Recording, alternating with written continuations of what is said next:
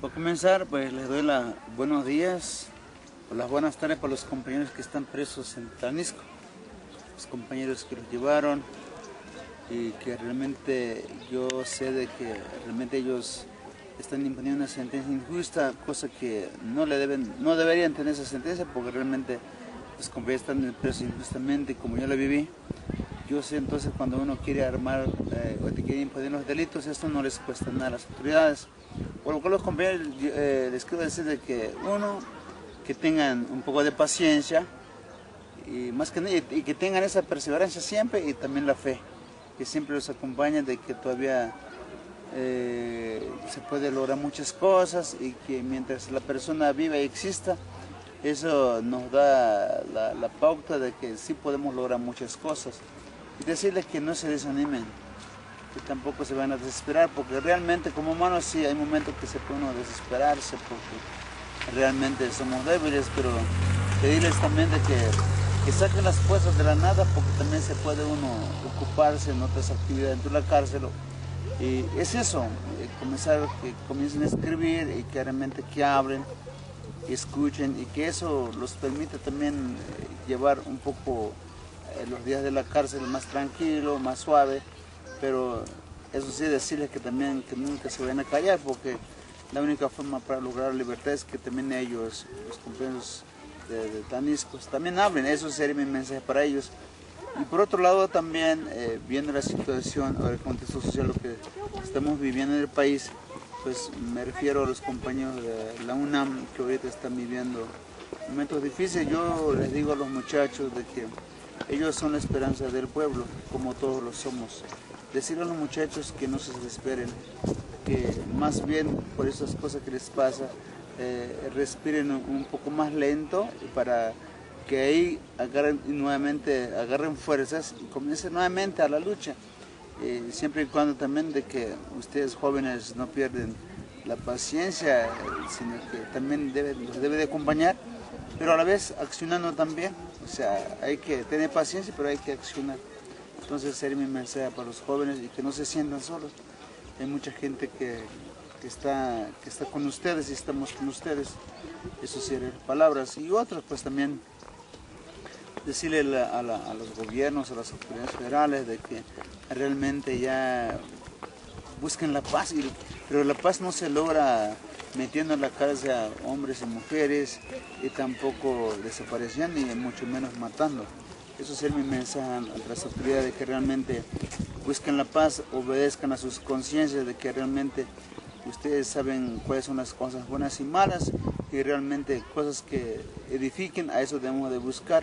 Eso sería la palabra que realmente ustedes, señoras autoridades, pues nomás les digo de que se iluminen, se dejen guiar por la conciencia y que realmente no las cosas malas se los vaya a invadir y los vaya a absorber, y eso puede ocurrir que cometamos y hagamos cosas indebidas, inhumanas, que realmente el pueblo de México necesita vivir en paz y que realmente se les respete sus derechos, pero la única forma de respetar es que realmente se dé la paz y la armonía.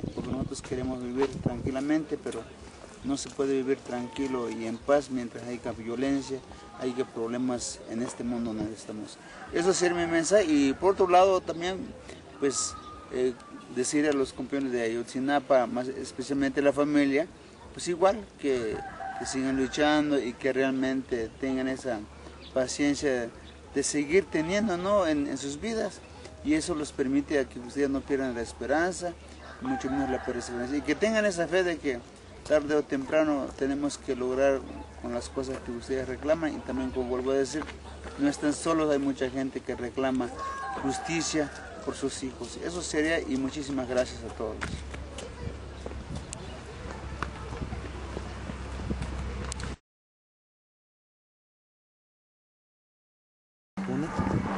Soy Juan de Dios Hernández Monje, del colectivo de abogados zapatistas. Somos adherentes de la fecha de declaración de la Senda de Candón, y en esta ocasión me han encomendado la defensa de uno de los compañeros detenidos aquí de San Pedro Tlanisco, de Lorenzo Sánchez Berriozábal.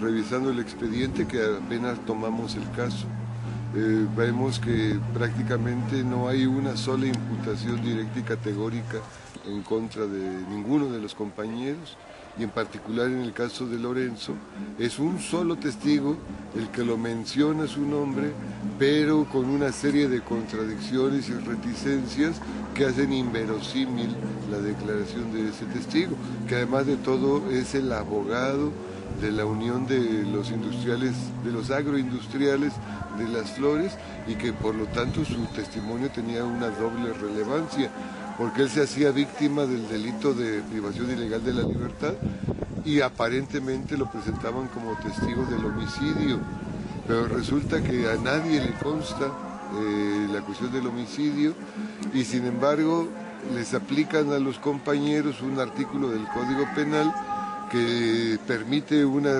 sentencia hasta casi de 60 años de prisión, pero omite el juez, de los que ya sentenció a 3, omite aplicar un artículo del Código Penal que tenía como pena máxima entre 10 y 15 años de prisión, suponiendo que hubiera habido algún responsable entre los compañeros que están sentenciados o inclusive los que están sujetos a proceso.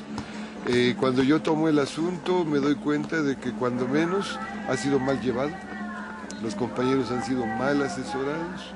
En el caso de los sentenciados tienen ya más de 10 años con sentencia y a la fecha no han interpuesto el juicio de amparo en contra de la sentencia definitiva, lo que a mí me parece que es gravísimo, porque si hubiera metido el amparo probablemente ya hubiera salido, y una de dos: o los declaran absueltos por falta de elementos de prueba, o ordenarían que les aplicaran el artículo que es más beneficioso para ellos, que tiene que ver con la pena entre 10 y 15 años de prisión. No hay entonces una sola imputación directa y categórica en contra de uno solo de los compañeros. En consecuencia, yo considero que se trata de una prisión absolutamente injusta, en donde no ha habido ni siquiera el cuidado de las formalidades procesales. Ha habido un desaseo permanente en todo lo que ha sido ese proceso penal. Y en relación con lo que comentábamos de los muchachos de Ayotzinapa, a mí me parece que el Estado mexicano, de manera intencional, ha desviado las investigaciones de los delitos de lesa humanidad, y en lugar de investigar estos delitos de desaparición forzada, de tortura y de ejecución extrajudicial, dicen ante la opinión pública que están investigando, y consignaron inclusive al presidente municipal de Iguala por el delito de homicidio, por el delito de secuestro, pero nunca ponen en las investigaciones ni el secuestro, ni la desaparición forzada de persona, ni las ejecuciones extrajudiciales, ni la tortura, y mucho menos obviamente la desaparición forzada, que es uno de los delitos más graves. Y tienen razón los papás de los muchachos de Ayotzinapa cuando dicen que el Estado los está torturando, y que es una tortura muy cruel. Él no sé si tenga el conocimiento, no lo creo, pero a nivel de la jurisprudencia internacional, el delito de desaparición forzada es tan grave que en forma concomitante la jurisprudencia internacional ha establecido que ocurre el delito de tortura en contra de los familiares y el primer círculo más cercano a los desaparecidos, porque el delito de tortura se define como cuando a una persona por parte del Estado se le infligen dolores o sufrimientos. Aquí, tanto la Corte Interamericana de Derechos Humanos como la Comisión Interamericana, la Oficina del Alto Comisionado de Derechos Humanos, el Protocolo contra la Desaparición Forzada, han considerado que el sufrimiento de un padre, de una madre, de un hermano, de un esposo, de un novio, novia, implica prácticamente el delito de tortura para estas personas porque les están infligiendo un sufrimiento como consecuencia de la desaparición de su ser querido. Entonces están totalmente en la razón, están correctos los compañeros que de manera empírica, por su propia vivencia, descubren que están siendo torturados por parte del Estado. Y hay un modus operandi del Estado mexicano histórico que ha garantizado la impunidad, especialmente en los delitos de lesa humanidad. Estos delitos solamente los comete el Estado, ya sea por los órganos directamente dependientes del Estado o inclusive por personas que actúan con la aquiescencia, es decir, el permiso del Estado para cometer estos delitos. A nivel nacional, solamente en el Código Penal del Estado, corrijo, en el sistema jurídico del Estado de Guerrero, hay una ley contra la desaparición forzada de personas, que está vigente, está promulgada, pero que no quisieron aplicar. A nivel federal no existe la legislación del delito de desaparición forzada, solamente aparece en un tratado internacional que es el Estatuto de Roma, firmado por México, ratificado por el Senado de la República y que en consecuencia es ley suprema de toda la Unión conforme al artículo 133 de la propia Constitución. Este Estatuto de Roma es el que establece el catálogo de los delitos de lesa humanidad. Entre los delitos de lesa humanidad está el de la desaparición forzada, el de la tortura y las ejecuciones extrajudiciales. Pero toda vez que es el Estado el perpetrador de estos delitos y en México le toca al Ministerio Público la investigación y persecución de los delitos, tendría que ser el Ministerio Público que investigara a Enrique Peña Nieto, que investigara a Jesús Murillo Caram o a Miguel Ángel Osorio Chong. Los delitos se cometen por acción, pero también por omisión. Cuando el presidente de la República, el procurador general y el secretario de Gobernación en los primeros días dicen no es problema de la federación, es problema estatal, que el gobernador dé la cara, por omisión cometen el delito de desaparición forzada. Porque en este delito en particular, cada minuto, cada segundo es crucial para preservar la vida y la integridad del desaparecido. Cuando se inicia una investigación por delitos de lesa humanidad como es de desaparición forzada, inmediatamente tiene que ponerse en acción el protocolo de búsqueda de personas vivas. Como en el caso de Ayotzinapa, no se abrió averiguación previa por delitos de lesa humanidad, ahí yo encuentro la explicación de por qué la Procuraduría anda abriendo agujeros por todos lados, buscando fosas clandestinas, buscando en los basureros cadáveres, restos, y que evidentemente no están buscando a los muchachos vivos. En el discurso del Estado, a nivel internacional, hablan de la desaparición, pero a nivel interno solo hablan del secuestro e inclusive a Abarca, el expresidente municipal de Iguala, lo consignan por homicidio calificado, lo consignan por secuestro, pero no hay siquiera un pronunciamiento, una mención de los delitos de lesa humanidad. Y esto es propiciado por este modus operandi en donde cada vez que ocurre un delito de esta naturaleza, que son los que agravian al conjunto de la humanidad, por eso se llaman de lesa humanidad, no solo agravian al directamente afectado o a su entorno más cercano, sino al conjunto de la humanidad. Y precisamente es la impunidad histórica lo que primero generó la necesidad en la ONU de establecer este tratado internacional. Y al interior de nuestro país vemos cómo la frecuencia cada vez mayor de estos delitos tiene como caldo de cultivo la impunidad. Un torturador que lo puede hacer impunemente disfruta de la tortura y vuelve a torturar.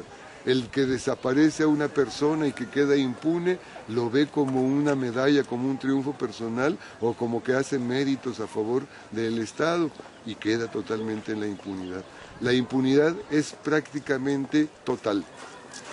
Nosotros hemos denunciado el delito de tortura y la Procuraduría lo transmuta por abuso de autoridad o por lesiones. Denunciamos desaparición forzada de persona y el gobierno dice que investiga el secuestro. Denunciamos ejecuciones extrajudiciales y el Estado dice que investiga homicidios. Es decir, si realmente investigara los delitos que dice investigar las procuradurías, en el mejor de los casos podrían llegar a la conclusión de la existencia o no de esos delitos que investigan.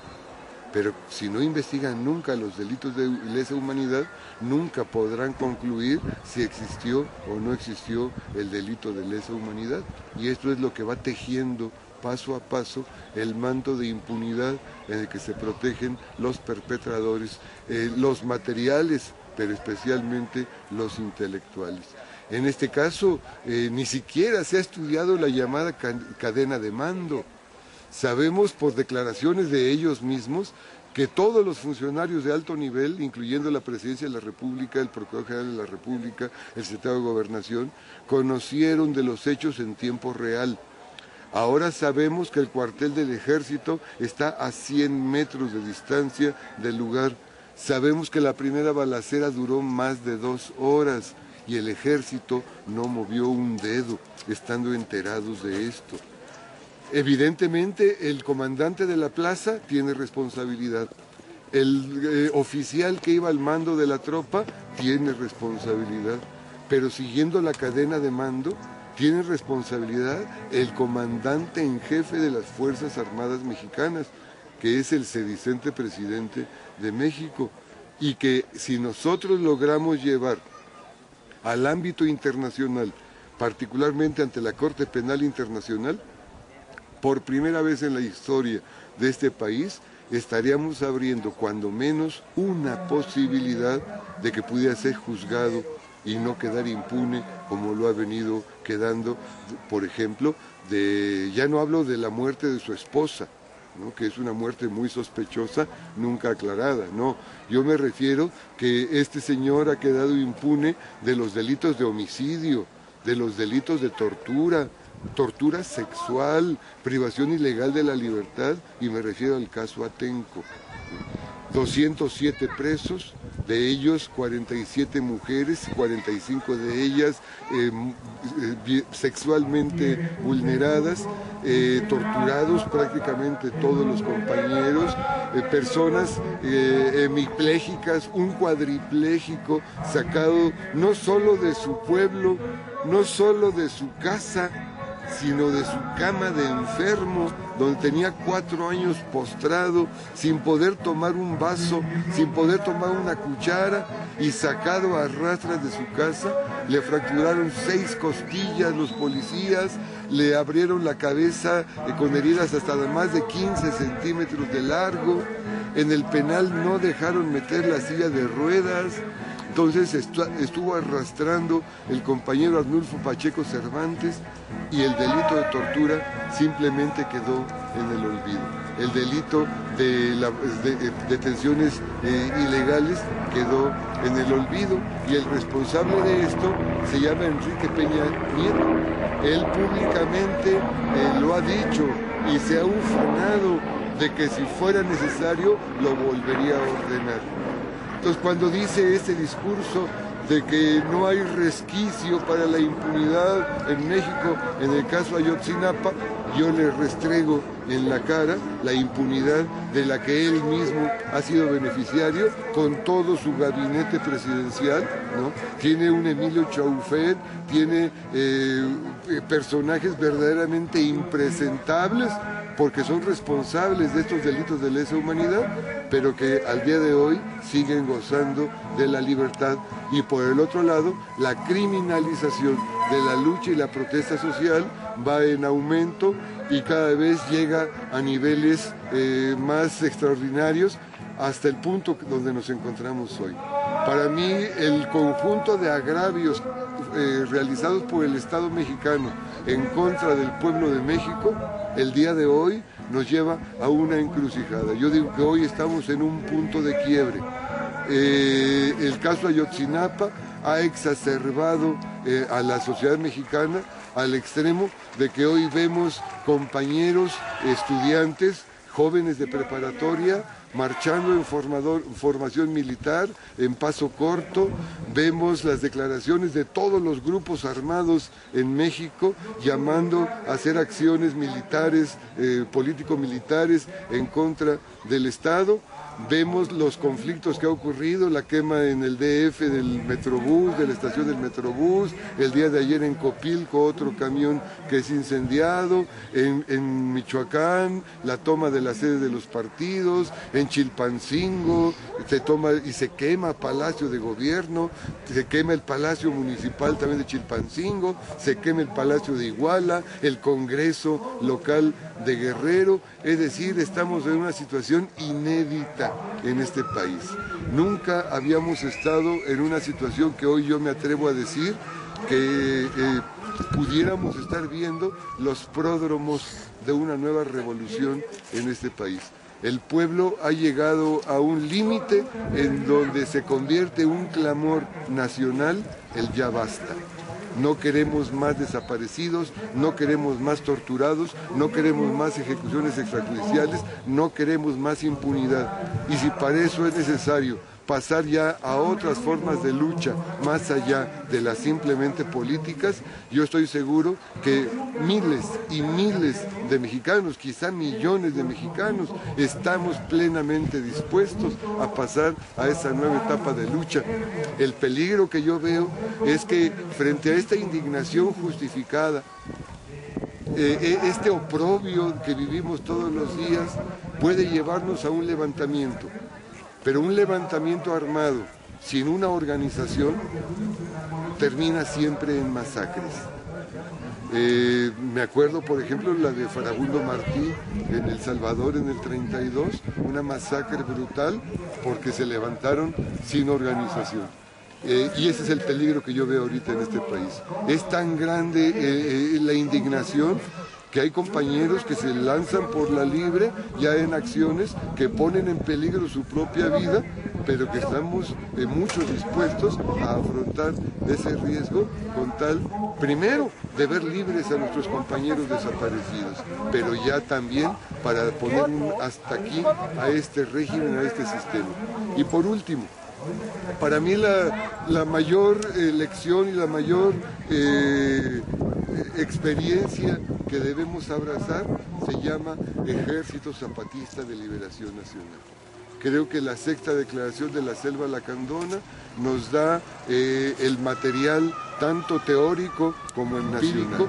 El EZLN nos enseñó con su levantamiento armado que ellos habían nacido para no ser necesarios.